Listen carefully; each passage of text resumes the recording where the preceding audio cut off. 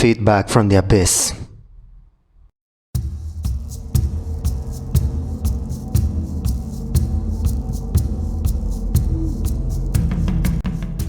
Philosophically, I ask, why would a person awaken in the darkness call out for a response if they believed they were safe and completely alone? Based upon their understood facts and possessing a rational mind, why then would they still question if there is something lurking nearby in their presence? What would prompt a baseless solicitation for feedback from the void? The answer to this is both simple and complex. There is a two-tier system of belief in most people. The rational, educated brain is couched in science and technology. Cold, hard facts dictate the behavior of the conscious self. On the other hand, the murky primordial brain refuses to dispel its superstitious fears. It hangs onto the boogeyman hiding in the shadows and prepares for the absolute worst. These two diametrically opposed mindsets are always at war with each other. In the reassuring light of day, rationalization rules our actions and dispels the uncomfortable darkness as it tries to seep in. Anything else would be ridiculous, right? Lingering fear and paranoia retreats to the shadow edges of the subconscious. Later on, when we are vulnerable or anxious again, it creeps back out. The enchanted state of irrational flux gains strength in the absence of reason and daylight. It convinces us that impossible things are possible. Nightmares then spark into fruition and somehow manifest themselves into the flesh. Once opportunistic darkness reigns, we suspect a verbal reply might come when calling out to the nothingness. As a matter of fact, we expect it. Lingering dread doesn't stop suspicion in the superstitious mind. It confirms it.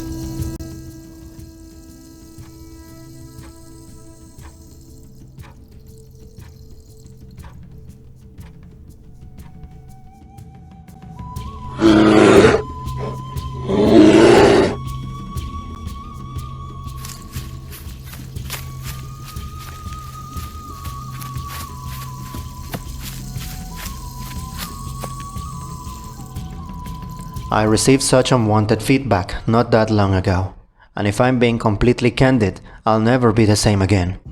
I'd heard strange and unfamiliar ruminations outside as I tried to sleep for several nights in a row. It wasn't a neighbor's dog or unknown nocturnal wildlife wandering my backyard. When I couldn't place the large aggressive sounding animal, I knew what it wasn't. It would have been a huge relief if it was only a bear. From the heavy football, it sounded to be at least as large as a rain's largest predator, but the primal growls of Ursus americanus are well documented. This definitely wasn't that.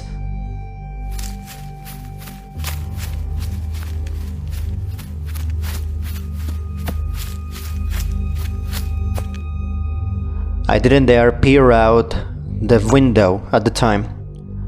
I feared it would see me pull back the curtain. I hid in my bed, as if clutching my bed sheets would magically render me safe from the creaking behemoth circling my home.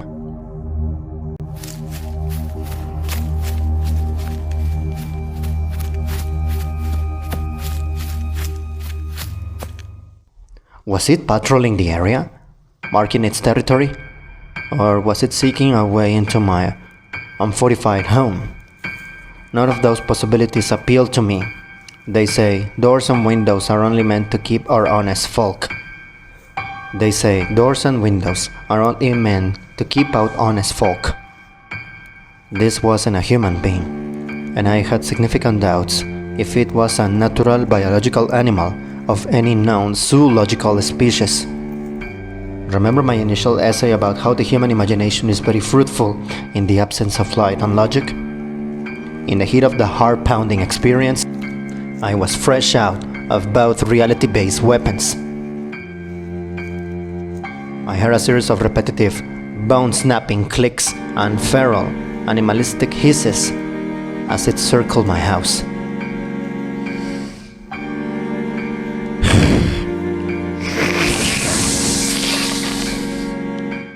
I tried to ignore the distressing joint flexing sound for the first couple nights, but you can only live in denial for so long.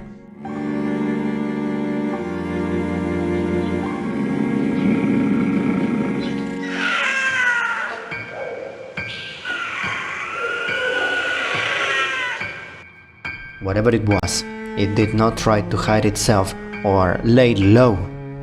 That was telling in itself.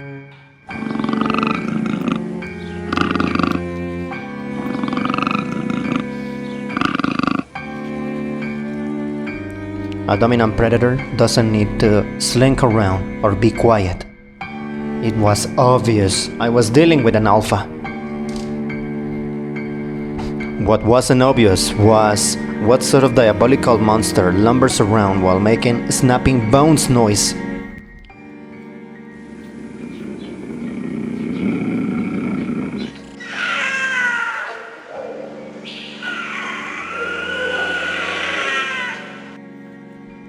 Call it a fool's courage or an act of illogical madness.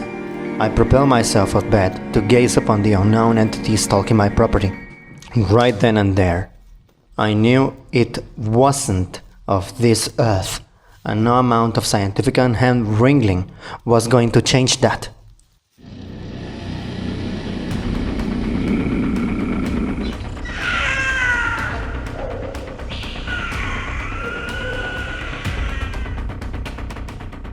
I witnessed a gangly, red-eye abomination, sulking about the yard and sniffing the leaves of my shrubs. The disquieting flecks and slushing was again present as it scurried along like a massive spider crab. Perhaps the hideous sounds were a subconscious warning to the other predators to avoid tangling with it.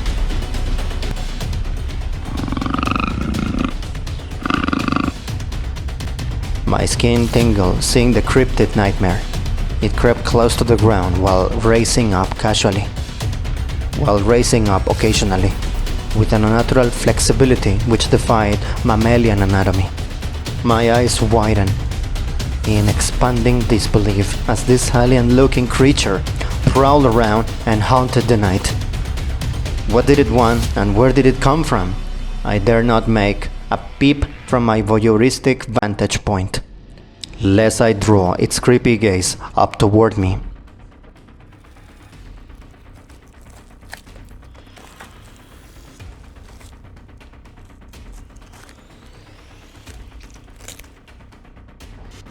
With immense relief, I witnessed it scuffle away until I couldn't see or hear it any longer.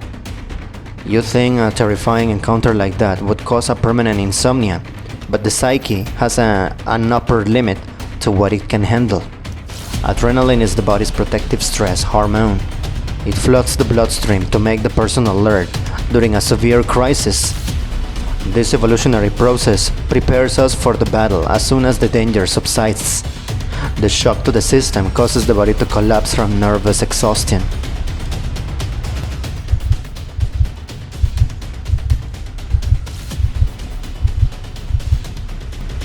That's precisely what happened to me. I fell asleep and my subconscious was hard at work convincing me the entire thing was merely a maddening dream. I wasn't able to process that level of impossible any longer, so similar to a protection value or safety fuse. My brain just shut off. I wish it had been successful and I had awakened to the reassuring warmth of sunshine, but that was not to be. I don't know how long I remain unconscious. I don't know how long I remain in unconscious peace, but eventually that had to end, I suppose. I couldn't ignore the gut-wrenching racket any longer. The snapping bones was back and echoed close by. Too close!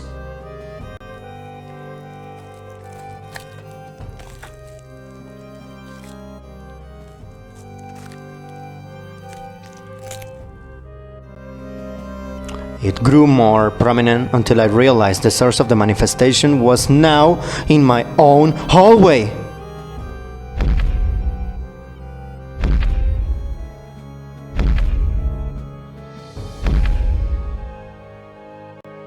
That's something I'll never forget. I felt its slithering, serpentine appendages shake my hardwood floor.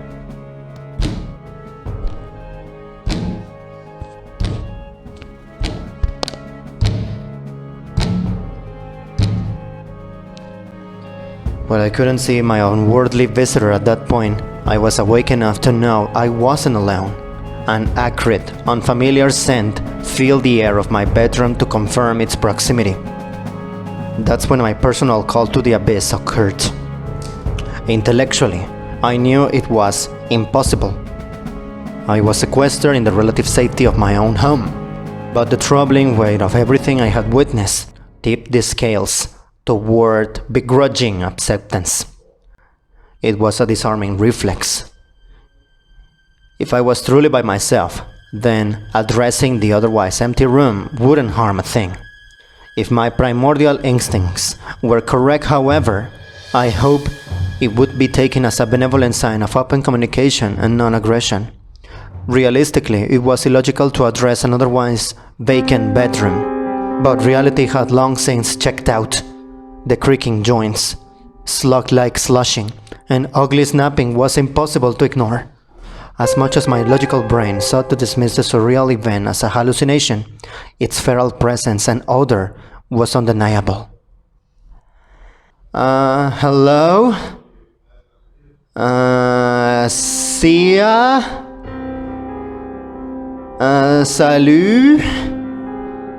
Salve? Yate, Ohio, Cześć, ¿cómo le digo? Hola, Moi, Yasu, hola. Even as the cowardly greeting slipped past my quivering lips, I cringed and silently cursed myself. I just acknowledged I wasn't alone. To both the imaginary thing and I, despite the obvious breach of my front door that must have transpired, there was a part of me which hoped we could go back to pretending the other didn't exist. For me to speak out loud as I had was to deny the possibility. I had initiated mutual contact. There was no reversing my request for feedback from an impossible, yet absolutely happening scenario. Its jarring, insectoid response confirmed conclusively that I had an uninvited guest of the cryptid variety.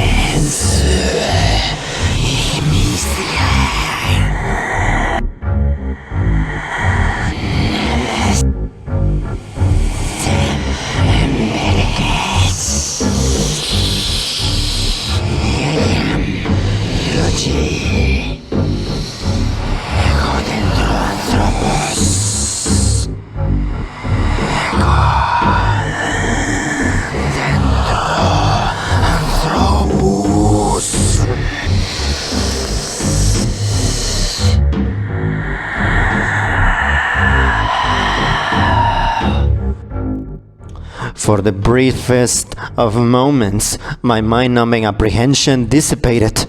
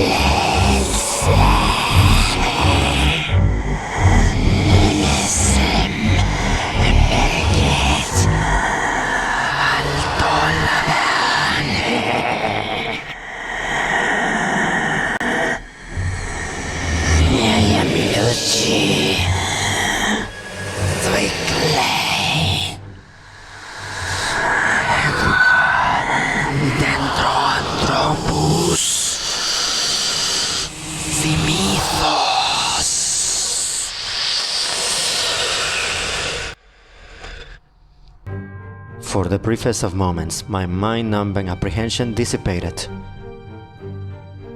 It slowly added after an unnaturally long delay. Any level of temporary relief I felt from the hair-raising encounter spiked back immediately to maximum terror after its clarification to the sentence. Its luminescent eyes bore through the darkness like two unnaturally tinted flashlights. I thought my vision finally adjusted to the darkness, but in truth, my eyelids have been tightly shut in a sanity protective stance. Cowards are gonna coward. I waited for more poorly timed follow-up communication. Apparently none was forthcoming. The next course of action fell to me. My mind raced with providing an inappropriate yet de-escalating response. I realized that the mortifying invader and I were in a sensitive negotiation of sorts. Without clarifying the details, I was bargaining for my life. A good negotiator asks the right questions and determines what the other party desires. What is it you want? Ty θέλεις? Czego chcesz? Mia Cars. ¿Qué es lo que quieres? Mitas in a halwat. I stammered unconvincingly. Any pretense of me being fully confident of a mutually beneficial outcome was non-existent. It was obviously for a country mile that ours was an uneven stalemate. My gangly guest was waiting for me to offer some gesture of respect or goodwill. Asking about the source of its grievance was apparently the right thing to do. It replied,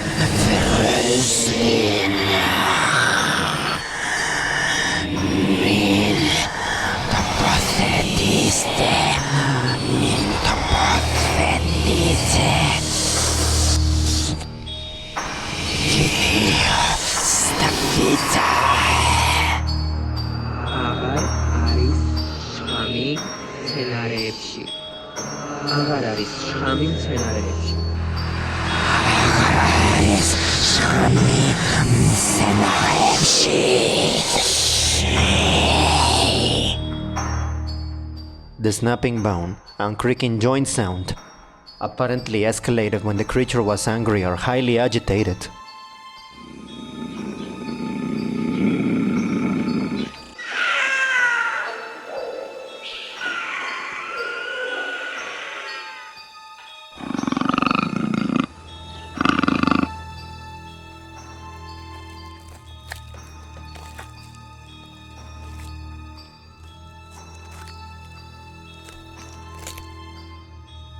I listened to the inhuman delivery of phonetic words with a renewed sense of fascination. Witnessing its earlier facial scowl after sniffing my shrubs finally made sense. The simple act of spraying pesticides on my lawn and ornamental bushes was the principal source of its displeasure. Perhaps it was a herbivore, and my routine, properly maintenance, ruined its grazing. Either that, or it consumed the pests themselves that my poisons eliminated. Um, uh, Either way, its reasons were its own. I didn't have to know the specific details in order to put an end to the terse conflict. I immediately offer an enthusiastic and clear answer. Oh, mierda. Ahora en qué idioma le hablo. Espera. Vata. Wait. Aspetta. Chotomate.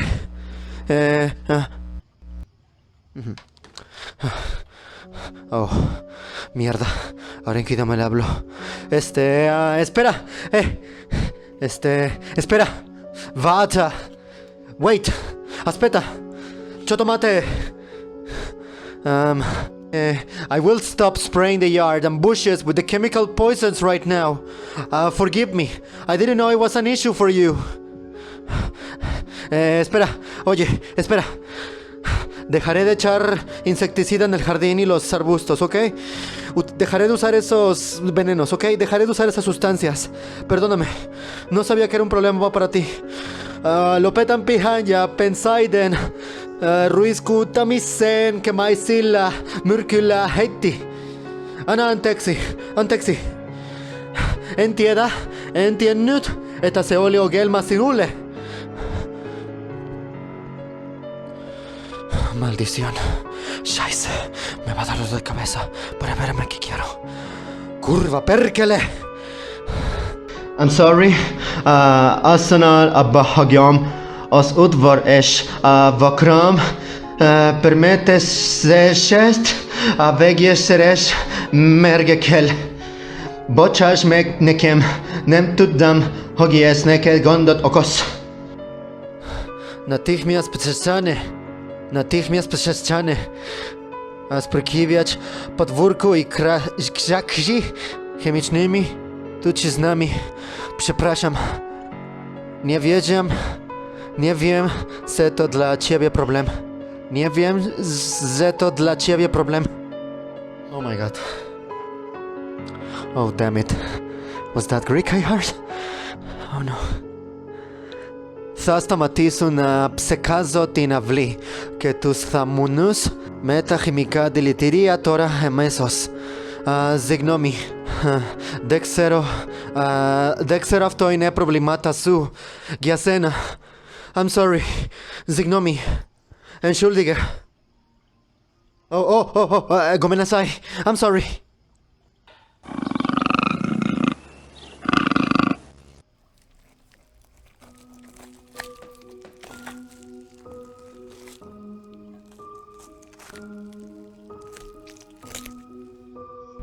I decided to avoid acknowledging that I was wholly unaware of its existence. Maybe that was obvious. Either way, the barrage of clicks and creaks lessened until I only heard its raspy breathing. Seemingly satisfied by our verbal agreement, it turned around and slithered back out of my home.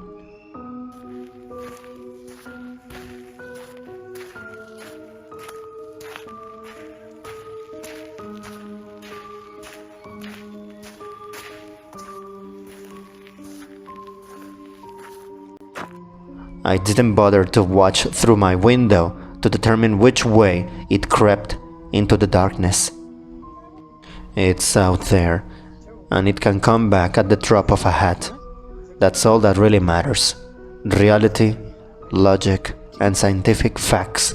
Be damned. I know the truth. My symbiotic relationship, unconditional truce with a pesticide-hating cryptid began with an illogical but necessary call into the void.